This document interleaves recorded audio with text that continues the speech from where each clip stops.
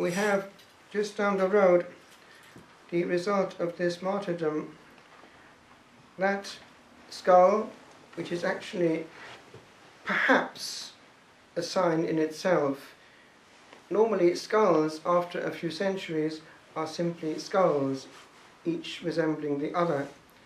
But what we have in Drogheda is still the expression of a dignified man in the fullness of his life in atrocious pain. One can see it in the face. Perhaps there is a miraculous sign there, that God wanted to preserve just enough for us to remember the last of this long line of martyrs. Tyburn.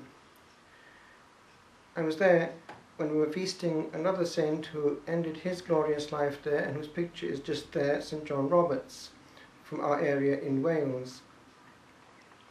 And we were being given the story of that holy place by one of the nuns. There had been a prophecy in the times of the atrocious torture of Tyburn that there would be prayer here incessantly one day. That has come to be in the heart of London. And this nun was indicating something of what it was all about and what it was actually like. They have reconstructed the famous Tyburn tree there. It had to be enlarged to make room for multiple executions all in one go.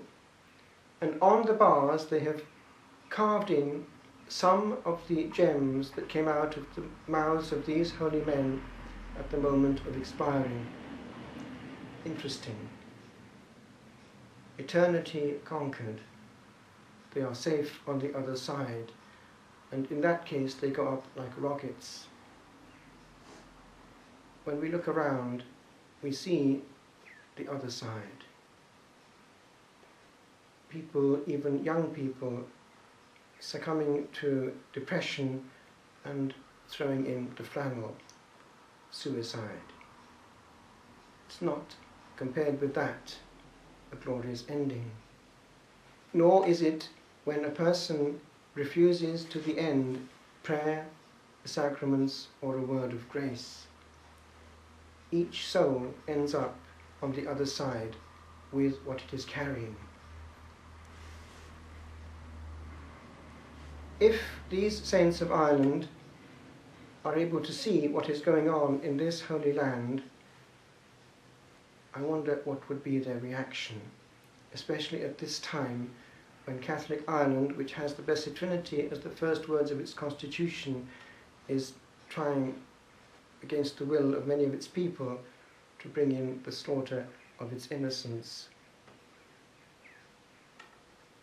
We know that Padre Pio, one day when he was hearing a person in confession,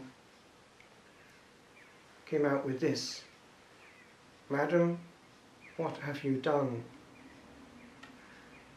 He could see that the person that she had aborted was going to be, yes, Pope. So we do not know what that soul was and what he would have done for the Church. I have heard recently, and I'd heard it before, that there had been a case, actually not that long ago, I forget the details, but it was some privileged soul.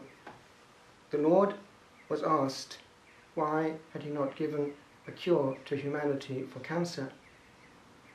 And the Lord is reported to have replied, and this is supposed to be not just a whim, but something which genuinely happened: "I had given it, but the soul that was destined to get it was aborted." That's what we cannot comprehend, the unknown of the unborn that never see the light of day.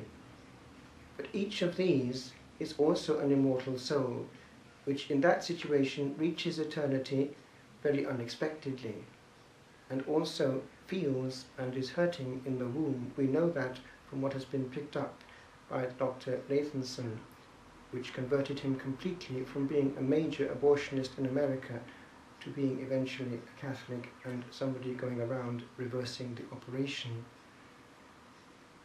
This is Catholic Ireland. And if we look around, we can see that some sinister force is having a huge field day. And Oliver is, from that grim look at Drogheda, crying out to us, remember your roots. Remember this hanging and drawing and quartering. Remember the penal times. Remember the Mars rocks. Remember the women who would do anything to hear the sound of the bell and get to church wherever the holy sacrifice was being celebrated, more or less legally. Remember where you've come from, Ireland, and don't relinquish too easily what cost us so dearly.